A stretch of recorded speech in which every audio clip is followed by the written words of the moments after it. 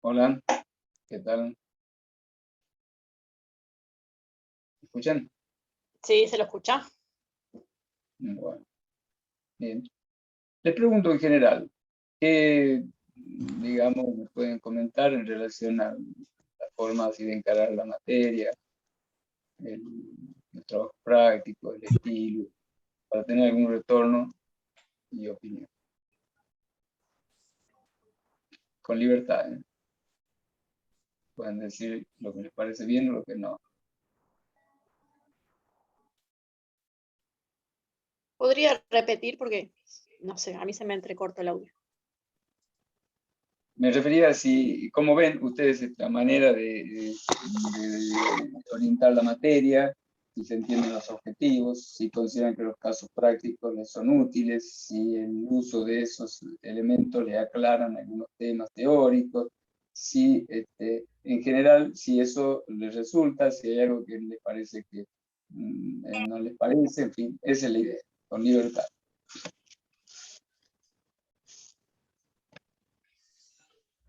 Bien. ¿Qué tal, profe? Aranda le habla. Con el tema de los casos prácticos, considero que sí está bueno porque cuando uno lo desarrolla o trata de analizarlo, por lo menos aplica tal vez los conocimientos que uno fue adquiriendo durante todo este tiempo. Tal vez lo que me pasa a mí en particular es que no encuentro a veces cuando hay una clase un redondeo general del tema que se está tocando. Entonces es como que al no cerrarme la idea, es como que me queda ahí en la nebulosa y no termino de cerrarlo. A veces no termino de comprender. Es lo que me pasa a mí en particular, No, ¿no? perfecto. Dígame, por ejemplo, en qué clase para yo...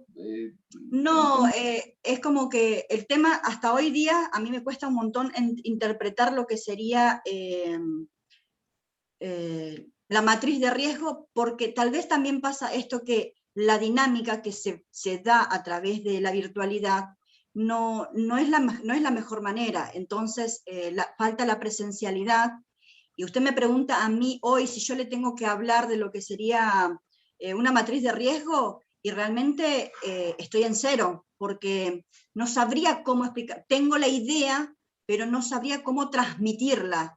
Eso me pasa a Bueno, mí. está bien, precisamente la idea es que mencionen qué pensamiento tienen. Igual Porque por usted ahí después... menciona muchísimo matriz de riesgo, menciona mucho el otro que ahora no me acuerdo, cuando hacemos hincapié en lo que sería el foco, el medio y la persona, el árbol de causa. Gracias, Marisol, el árbol de causa. Y a veces es como que no termino de redondear cómo lo tengo que plasmar en algún trabajo. Bueno, yo le dije, por ejemplo, le mencioné, en dos ejemplos le hice concretamente el árbol de causa. eh, en el último que ustedes vieron, en el tema de la persona que se aprisionó el brazo, se los expliqué, y también se los expliqué anteriormente en el caso de la persona que tuvo el problema en las manos en el frigorífico. Y precisamente cualquiera que les explique el concepto de árbol de causa le va a quedar como algo teórico, que solamente el caso le va a permitir entenderlo. Y el caso a usted no le va a dar la absoluta, llamémosle, regla para poder aplicarlo a otro. Lo va a tener que hacer por analogía, pero le va a permitir a usted entender cómo se hace.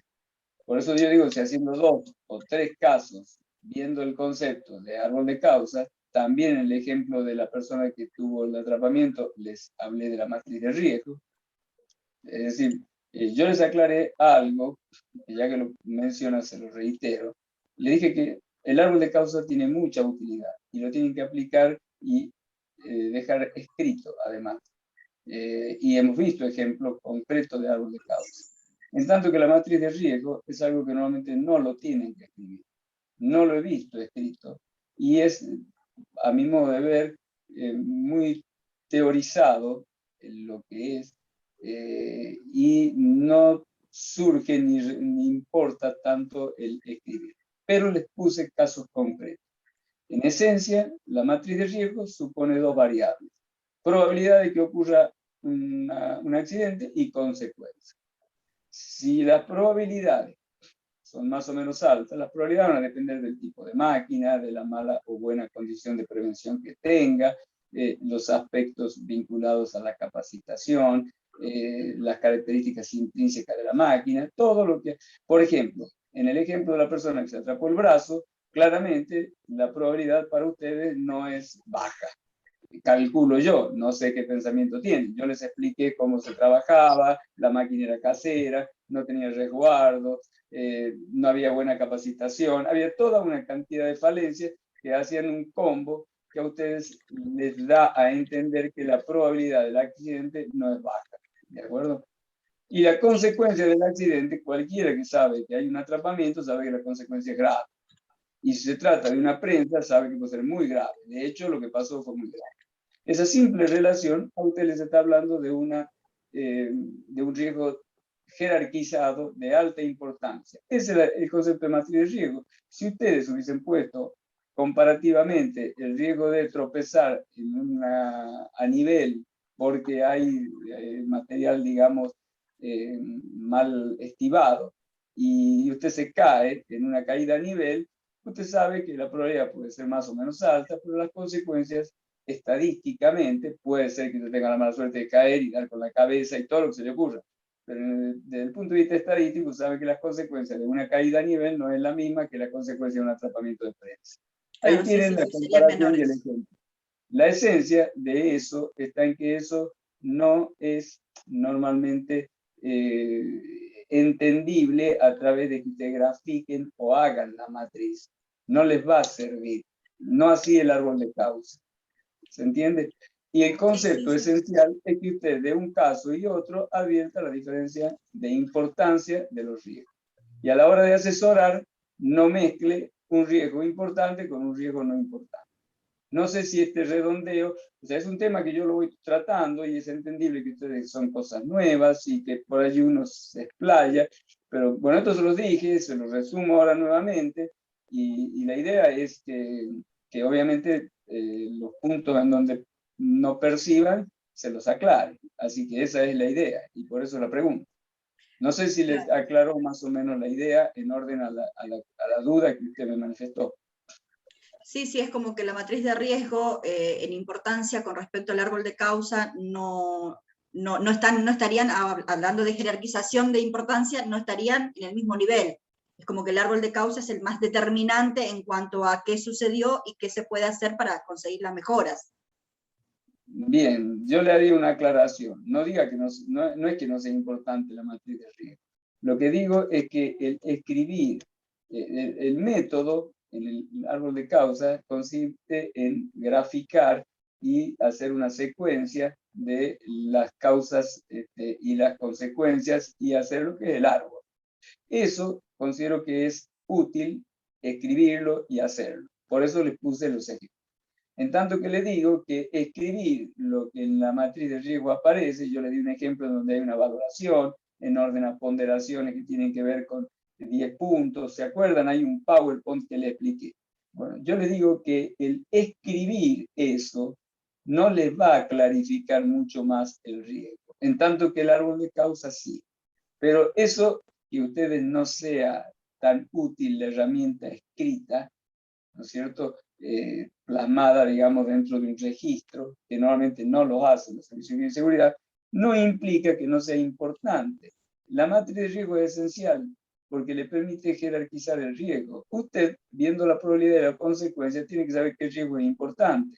En mi caso, yo le menciono, trabajo con asesoramiento de trabajo en altura. La probabilidad de que una persona en altura, 10 metros, tenga una caída, yo no la considero baja. ¿De acuerdo? Porque hay mil razones. La persona puede ese día haber tenido algún vaído, puede estar, o puede haber hecho una mala maniobra arriba, hay una serie de circunstancias, puede haber cometido un error en la colocación del arnés, hay muchas circunstancias que pueden hacer a que la probabilidad, hay veces que hay viento y que no se detecta, entonces la probabilidad no es baja. Y la consecuencia de la caída de 10 metros es alta, es muy alta, es fatal.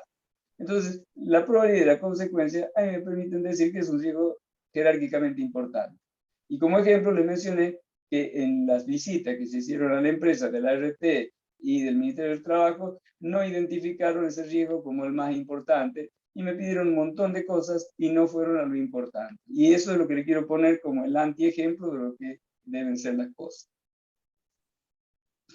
¿Se entiende? Sí, sí, sí, creo que sí, profe. Sí, sí. Bueno, esto, dicho así muy resumidamente, no es un tema menor, es un tema central. Por eso yo le pongo este énfasis y les pongo estos ejemplos para que ustedes lo puedan entender. Obviamente que ustedes van a tener que hacer analogías para aplicarlos a otros casos. No, ninguna herramienta puede ser explicada en cada caso, porque allí va a venir el criterio de la formación de ustedes que le permita hacer algo análogo, es decir, similar, para valorar otra situación en base a el modo en que asumimos un determinado ejemplo. ¿De acuerdo? Sí, sí, sí, sí, sí, entiendo que no van a ser los mismos, que no van a ser iguales, sí, sí, entiendo que tampoco se va a aplicar de la misma forma el mismo criterio. Y por otra parte, Aranda, le comento que esa sensación por allí de impotencia que puede tener usted en el sentido de ver como que hay cosas que no las llega a comprender y demás, es una realidad inevitable de alguien que está en un proceso de formación. Y yo le diría más, yo creo que le mencioné que cuando yo me recibí, había trabajado casi 40 años como ingeniero, me recibí en higiene y seguridad y me sentía tan perdido que fue un desafío enorme el afrontar la realidad y el analizar situaciones y demás. Probablemente, yo les mencioné en mi caso, no se me hacía transferencia de experiencia como yo intento hacerla acá. Si eso me lo hubiesen hecho, hubiera tenido un punto de arranque, que yo no lo tenía.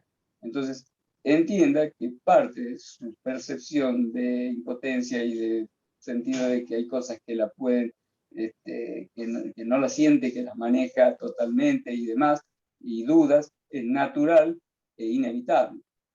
La idea es que la transición después sea más suave. Yo al menos, con toda la experiencia de ingeniero durante 45 años que estuve en una empresa que se hacían todo tipo de procedimientos, de mecánicos, sistemas químicos, galvanotérmicos, todo lo que se le ocurra, y tenía mucha experiencia y conocimiento. Sin embargo, cuando salí, recibido como especialista en higiene y seguridad, me sentí totalmente, digamos, ante un desafío que parecía que me superaba, me costaba. Como un pollito mojado, profe, me siento. Como, bueno, exactamente, esa es la sensación. Sí, sí, así que bueno. Sí, es como que el árbol de causa me pasa, por ejemplo, que entiendo muy bien lo que sería el foco y lo que sería la persona no hay mucho por hacer sacando la capacitación, y el medio es el que me queda ahí en la nebulosa. ¿Qué criterios aplico para evaluar el medio? No, el concepto de medio se aplica en algunos casos, es útil y no. Yo le mencionaba, por ejemplo, si usted está ante un riesgo auditivo, el medio es poner una pantalla entre el lugar donde se produce el ruido y la persona. Si está en un riesgo respiratorio, el medio es la ventilación general. La ventilación focalizada está en el foco, entonces no es el medio. Lo más importante es el foco y la persona. El medio en algunos casos se aplica y en otros no. Sí, sí, sí, sí, sí. Sí, sí, se puede llegar a corregir o no el medio, pero sí. En algunos casos no resulta aplicable. Sí, en el caso de la moradora, por ejemplo, mucho en el medio no va a poder hacer. Va a tener que trabajar en el foco, en la moradora y en la persona. ¿De acuerdo? Exactamente. Sí, sí, era una de las variantes que hablábamos con nuestro grupo, que teníamos el foco y teníamos a la persona, pero ¿y el medio? Entonces, bueno, en algunos casos, no siempre el medio resulta. Le mencioné el ejemplo de la ventilación general, el hecho de las pantallas que se pueden utilizar en sonido para algo que ayude a minimizar el riesgo que está entre el foco y la persona. Pero que no en todos los riesgos eso es aplicable. Es aplicable. ¿Se entiende? Ok, sí. Y claramente tienen que distinguir foco y persona. Esos son los más importantes. Perfecto. Y la secuencia primero en la foca y después en la persona. Que también lo vi. Bueno, muy bien. Bueno, el método virtual hace un poco difícil el diálogo más completo, porque me gustaría escuchar también otros, pero bueno, también quiero avanzar en los temas, pero bueno, escuchar alguno o algún otro comentario que después surja, yo les comento, en este caso le hice una devolución que creo que les aclara un poco también a todos las cosas, sobre todo también en el aspecto de que si bien uno habla con fluidez y menciona cosas y demás, la realidad es que ustedes cuando se reciban van a tener transferencia de experiencia, van a tener una base, pero van a estar en un punto de partida. La idea es que estén lo mejor preparados. Yo lo he vivido y me ha tocado, digamos, golpearme y es feo, es duro. En mi caso todavía más, cuando yo era una persona con experiencia anterior de ingeniería y demás, y de pronto tenía que sentirme un novato en este tema. Claro, sí, se También entiende. eso forma parte de la realidad. Bueno, ahora en materia de ergonomía les voy a contar un caso. Vamos a ver, un segundo. Casualmente hoy estuve haciendo una pericia. Les hago ver la foto. No sé si le está compartiendo ahí la pantalla. Sí, profe, se ve. Sí se ve, Bueno. profe. Se trata de una persona que armaba armazones de lentes. A ver, voy a ver si la vuelvo a ver a la foto. Que me la permita. Esta persona armaba armazones de lentes. Terminó con un problema columnario, y yo ya se los voy a hacer ver. Y yo no tuve la posibilidad de ir a ver el lugar de trabajo, porque la empresa ya había cerrado, pero me brindaron una foto de la persona. Ergonómicamente, ¿qué aprecian ustedes en esta foto? Tengan en cuenta que la persona tuvo una patología columnar. Díganme qué es lo que ustedes consideran que no está bien en esta foto. La postura. La Está claro postura. que la persona trabajaba, no les mencioné, trabajaba en armado de armazones de lentes. O sea que es un trabajo que requiere cierta, llamémosle, precisión. Usted lo ve allí, está trabajando con la vista concentrada en el lugar de trabajo. Esos armazones posteriormente se enviaban a otro lugar donde se les hacían tratamientos. Y bueno, él realizaba los armazones durante una gran cantidad de horas en el día, ese era su puesto de trabajo, y ahí está sentado en la silla trabajando. Díganme qué es lo que ven mal o bien. La silla no Desde es luego, claro, ergonómica. la silla no está ergonómicamente adaptada al puesto de trabajo. Eso hace que el trabajador esté con una curvatura en la espalda que a lo largo seguramente fue lo que le produjo algún tipo de patología. Eso es lo que yo a primera vista observo. El apoyo a los pies. El apoyo de los pies. Perfecto. Muy bien orientado. ¿Qué más? La mesa también puede ser, profe, porque se ve que es una persona bastante alta, como para estar en una mesa tan baja. Correcto. Desconozco estamos hablando solamente de la patología física, columnaria. Hacen hincapié en eso porque no sé si la iluminación también que tiene es Ya se iba a adecuada decir, o no. la iluminación, ahí se hace sombra donde está trabajando. Muy bien. Bueno, creo que han ido mencionando los aspectos centrales que hacen a este tema. Y bueno, eso demuestra que evidentemente tienen una buena percepción de las variables. Precisamente, usted, Aranda, dijo que la silla no es correcta. Una silla de una persona que trabaja 7 horas o 8 horas en un lugar de trabajo no puede ser una silla diseñada por promedio. Es decir, tiene que ser una silla con ajuste de altura y respaldo. En una silla por promedio, además, tampoco puede estar una persona trabajando en una posición fija. Acá se dan dos condiciones inadecuadas para una silla estándar manejada por el promedio. O tres, digamos. Lo primero es que la persona está mucho tiempo. Si una persona está en un lugar de trabajo mucho tiempo, un oficinista no puede estar en una silla, digamos, sin ajuste. Primera condición. Segunda condición, la persona es evidentemente una persona que no es el estándar. Precisamente con los estándares se cometen ese error, porque el estándar, no hay problema si la persona va a estar sentada ahí 5 minutos o va a estar tomando clase en el instituto, que las sillas son estándar, porque la persona no va a estar en una posición rígida, va a rotar, va a estar, digamos, no va a estar en cierta condición estática que genera esta posición, con lo cual el riesgo se disminuye y además el tiempo que está es menor. Entonces, una silla para un lugar de trabajo que exige una posición permanente por prolongado tiempo, necesariamente tiene que tener ajuste en altura y ajuste en respaldo, básicamente, ¿no? Puede tener también en dorsaleras y puede tener también eventualmente sistema de apoyo de brazos y demás, pero básicamente esas son las dos falencias que se abren. Y además, esto otro que hablamos, de las personas vulnerables o no vulnerables, no todas las personas son los mismos, esta persona es una persona muy alta, fíjense la posición de los pies. En esta silla, imposible que esta persona pueda estar trabajando en condiciones ergonómicas adecuadas. Y obviamente, tal como comentó uno de sus compañeros, la mesa no puede estar a cualquier altura. La persona se agacha porque además la mesa no le queda bien. Y eso genera la curvatura de la columna, que usted, Aranda, mencionó como una condición ergonómica inadecuada, con lo cual está absolutamente en cierto.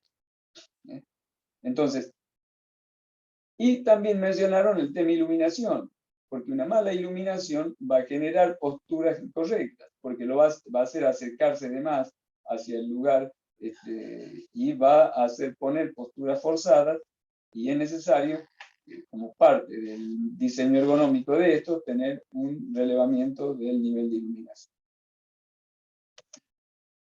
Ahora fíjense que en este caso ustedes han advertido las falencias. Y la idea es que eso sea lo que ustedes hagan. Entonces, como síntesis, advierto que, bueno, que tienen o han ido adquiriendo en función de lo que hemos trabajado, estimo yo y demás, herramientas como para aplicar criterios y rápidamente identificar esta situación. Yo les hice ver una foto y ustedes, todos los comentarios que hicieron fueron muy adecuados.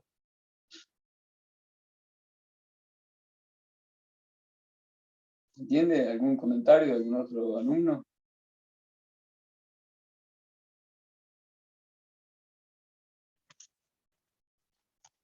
Bueno, entonces, ¿qué es lo que se debería ver? El lugar no es el adecuado, me parece tampoco. Hay bastante amontonamiento de cosas. ¿Qué lugar a qué se refiere? El Ella orden. dice al ambiente que está como que está muy desordenado, Sí, hay sí, muy sí, sí, poco espacio, es como un espacio muy reducido, muy chico. seguro. Claro. Bueno, ahí viene lo que ustedes tienen y en relación al problema. En este caso se trata de una patología columnar. Ustedes van a tener elementos contribuyentes que tienen relación de causalidad determinante y contribuyente. Todo lo que sea de desorden puede ser que también ayude o facilite a complicar la situación, pero acá hay elementos centrales relevantes que son causas determinantes, que cuando ustedes hacen el árbol de causas, rápidamente las van a identificar. Y esas son prioritarias. El tema del desorden es un elemento extra, pero no tiene la importancia de los aspectos de la silla, del aspecto de la altura de la mesa, del tema de iluminación, que son los aspectos centrales en orden al problema de patología columnaria que esta persona presentó. Y hay otro aspecto muy importante, que no lo mencionaron.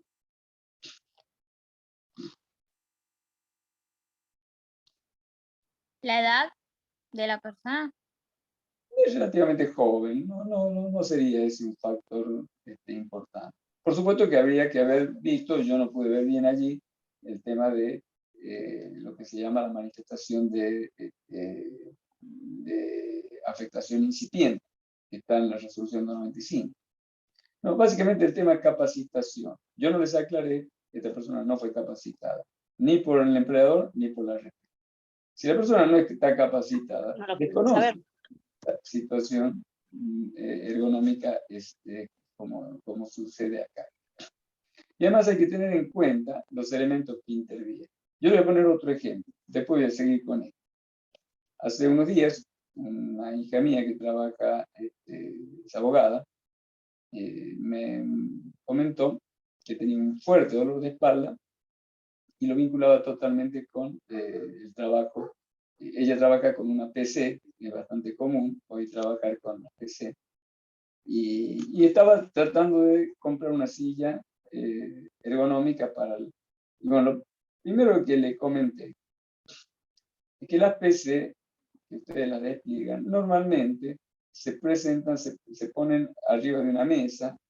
Yo les estoy acá graficando lo que sería la PC, por lo cual la vista va dirigida más o menos en esta posición.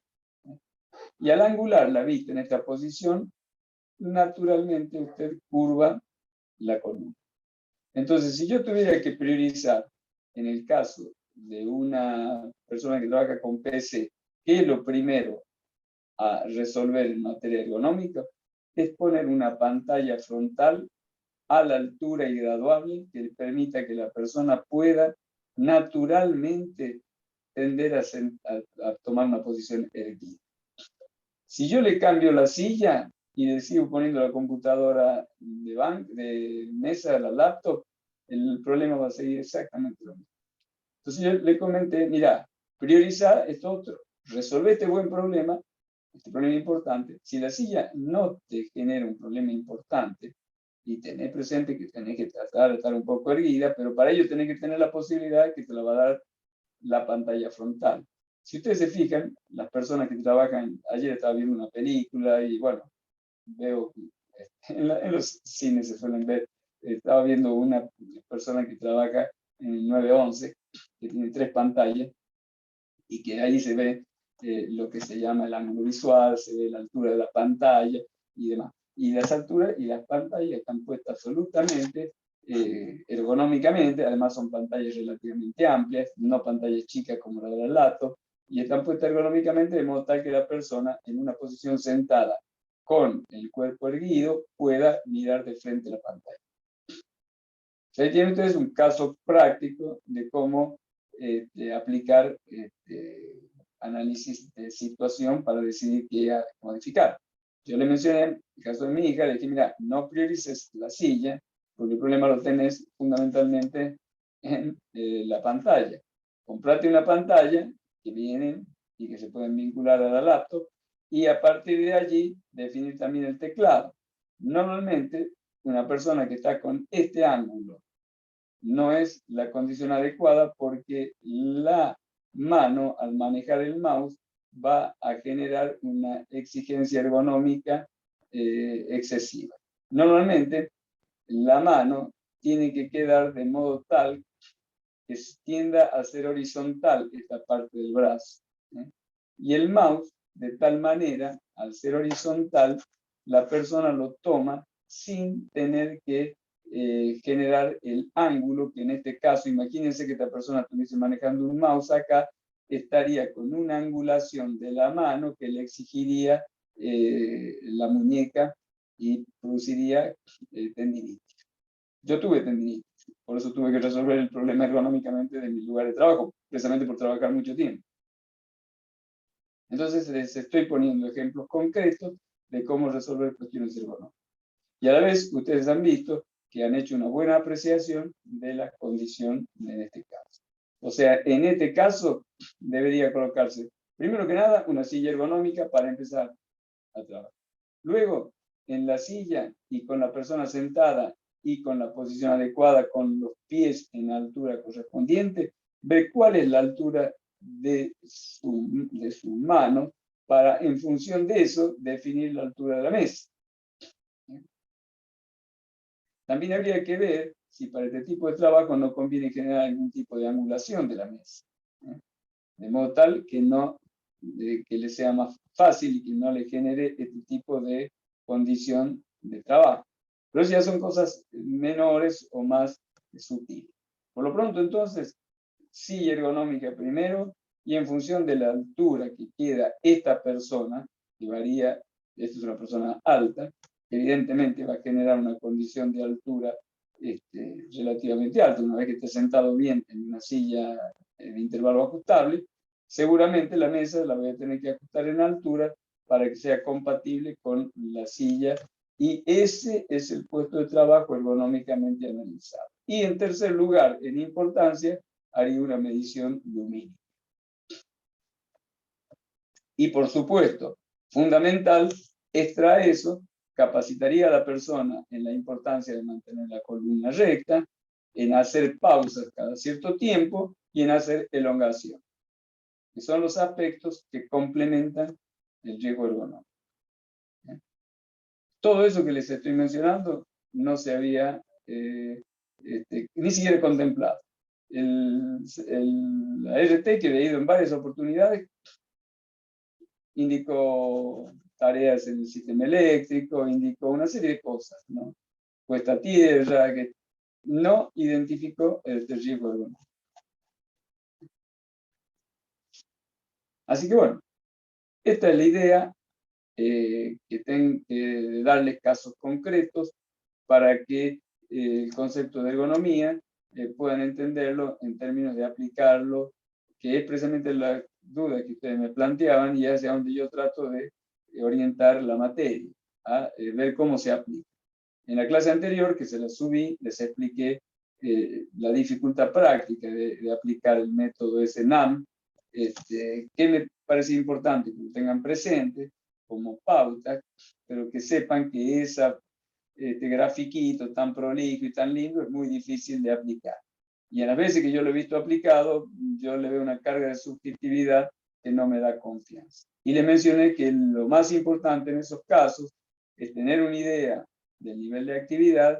Ya les puse el ejemplo que ahora van a tener en el video de la persona que está dando chorizos, y hacer lo que se llama el control de manifestación de afección temprana, y tratar de rotar en la medida que se pueda los puestos. Bien, bueno, es esta la idea de la clase. Les subí además un trabajo práctico, que ya se lo había adelantado antes, que es el caso de la persona que levantaba los 50 litros de sangre. Ahí tienen las pautas para realizar el trabajo. Tengan presente que yo les diría ya la semana que viene tendrían que tener todos los trabajos entregados. Si alguien no entregó algún trabajo, le pido por favor que lo entregue. Debió haberlo entregado en tiempo y forma, pero aún tardíamente va a ser imprescindible para tener la condición de regularización. Obviamente no voy a considerar lo mismo aquel que entregó en tiempo y forma un trabajo que el que lo entrega tardío. Pero les recuerdo, al que no lo entregó, aunque sea un trabajo práctico viejo, lo tiene que hacer y me lo tiene que enviar. Bueno, muy bien. Bueno, ¿alguna duda? Y ya quedan, ¿cuánto? ¿2, 3 clases?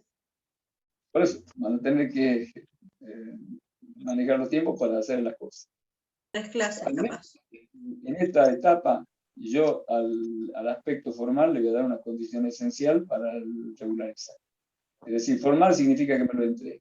Si me lo entregaron no tan bien o algo estuvo mal, es otro tema. Pero la entrega es esencial.